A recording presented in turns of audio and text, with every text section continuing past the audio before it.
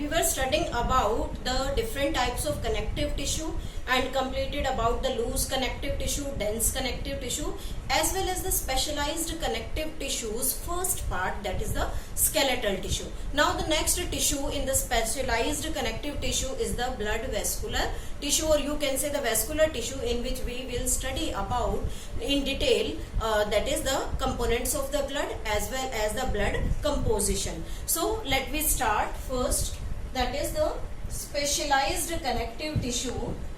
Specialized connective tissue, in which the next part of it is the vascular tissue. Vascular tissue. Vascular tissue means the tissue which always occur in a liquid state and flowing from one part to the another part. That is the blood. Blood is fluid connective tissue. So you can say that connective tissue. This fluid connective tissue can has the fluid matrix, and that fluid matrix is known as plasma. So we can divide this blood into two things. One is plasma and second one is formed elements. Formed elements. And these formed elements again classified into three different groups. One is known as erythrocytes, second is leukocytes, and third is thrombocytes. Thrombocytes. So these are three different types of formed element here.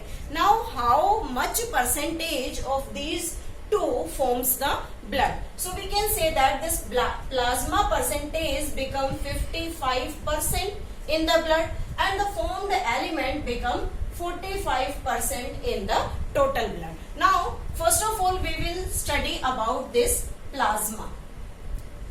Plasma, it is a viscous fluid, viscous straw colored fluid, and this fluid consists of in which all formed elements floats. Formed elements floats means that plasma forms the fluid form, or you can say the liquid matrix of the blood. In this plasma there is present 90 to 92% of water and about 8% proteins are there. And these proteins are again classified into three different categories. Then what are these categories? First protein is known as albumin. Second protein is known as globulin. And third protein is known as fibrinogen. Then what are their special function? Albumin helps in maintaining osmotic balance. Maintaining osmotic balance in the cell. Balance in cell. Globulin helps in defense mechanism. And third is fibrinogen, helps in blood clotting. Whenever it is necessary, when the blood floats from our body outside during an injury. These three different kinds of specific proteins present in this plasma, and these all are very important for our body. With them there are some different things are there. Different types of minerals like Na positive, Ca2 positive, Mg2 positive, Cl negative. All these minerals are also present in plasma. There is also blood clotting factors are there. Blood clotting factors are present. And one important thing in the plasma is the serum.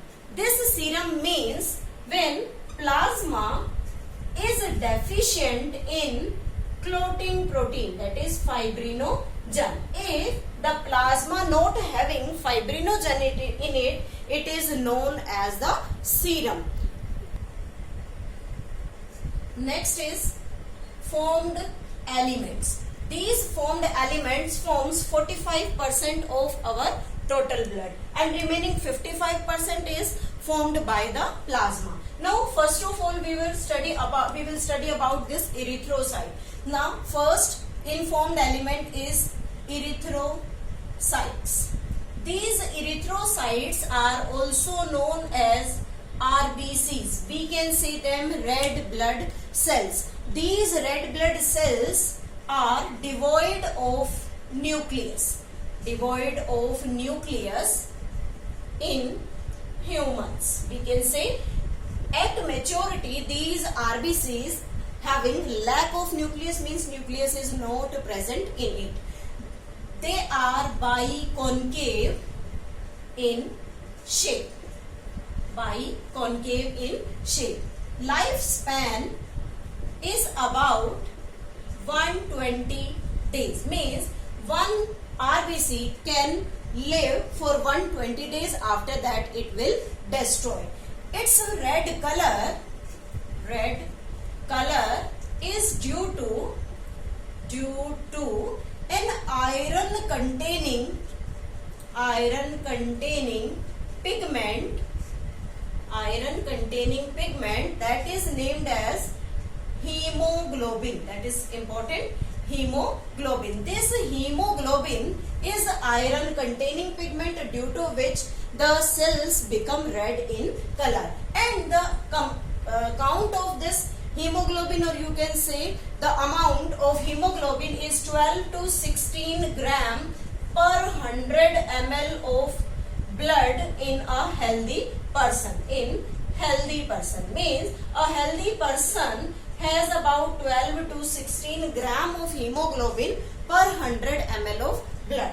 Their total count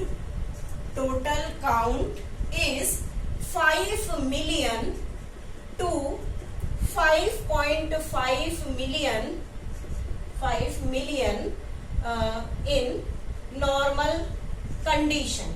Means in normal condition 5 million to 5.5 million blood is RBCs are present in per cubic ml of the blood. That is the normal condition. And these red blood cells formed in bone marrow. And what type of bone marrow it is?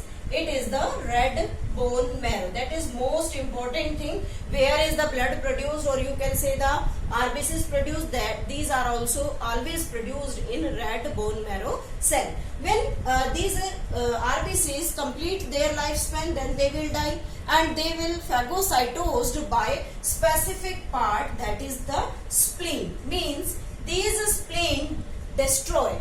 These dead RBC spleen is known as graveyard of RBCs. RBCs where they get destroyed.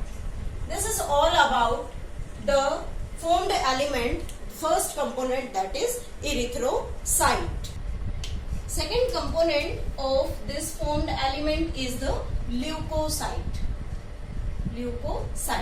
These leukocytes is also known as WBCs, or we can say them white blood cells. Why they are known as white blood cells?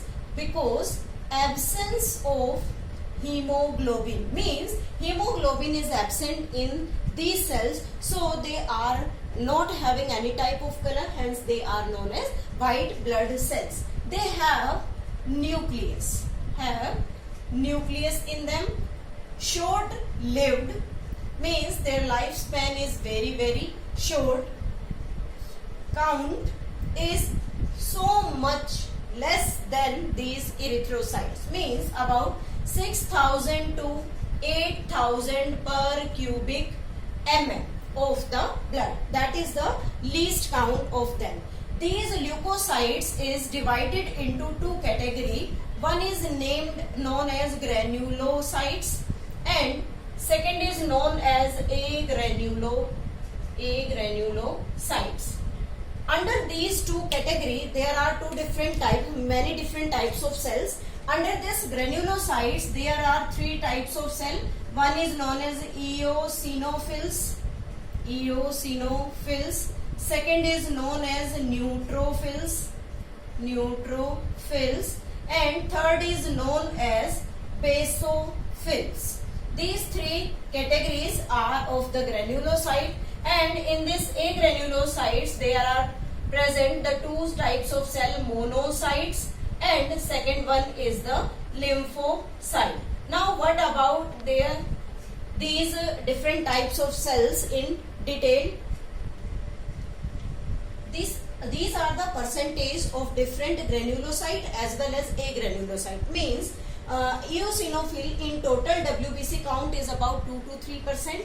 Neutrophils are most abundant cells, means occupying 60 to 65% of total granulocyte count. Basophil is the least count cells, that is 0.5 to 1% only. These monocytes are having 6 to 8%. And lymphocytes about 20 to 25%. Means all these cells having percentage wise count in the leukocyte.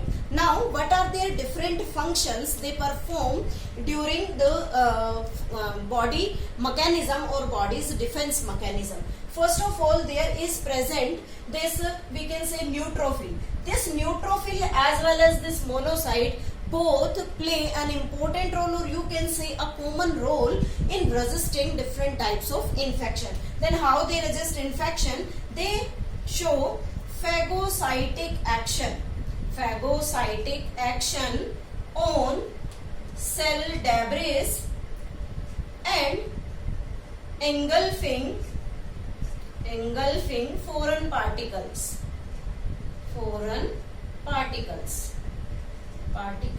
We can write here also, it also help in phagocytic action. Phagocytic action means they engulf the foreign particle entering into the blood for protecting our body. Now eosinophils resist infection and have a role in allergic reaction. This is the role of the eosinophil that play during the body defense mechanism. These basophils show the response during inflammatory reaction. As we have studied about this inflammatory reaction, means they secrete histamine, heparin and serotonin that was also released by the mast cell present in the dense connective tissue. So they respond during the inflammatory reaction. And the last one, that is the lymphocyte. These lymphocyte cells again classified into two categories, B lymphocytes and T lymphocytes. B and T lymphocytes have immunological response means they helps in providing defense mechanism. Means they all play defense mechanism as they provide immunity by secretion of different types of antibodies in our body cells. So this is all about the leukocyte count. Is thrombocyte, that is the third formed element of the formed element, you can say, or you can say the collective blood. These thrombocytes are also known as platelets. That is most important thing, or the most important formed element in our body. Their count is 1.5 lakh to 3.5 lakh, and they are produced by special cells produced them. These special cells named as megakaryocytes. These megakaryocytes are the special cells present in bone marrow. So these cells produce these different types of the platelets. Now what is the important function? They helps in blood clotting at the time of injury. Means when injury made on our body, then blood continuously flows, then these thrombocytes become active. They went to the site of injury and starts clotting the blood to prevent the flow of excess blood through the injury. So the main factor, or you can say the main function, is the blood clotting. And if blood clotting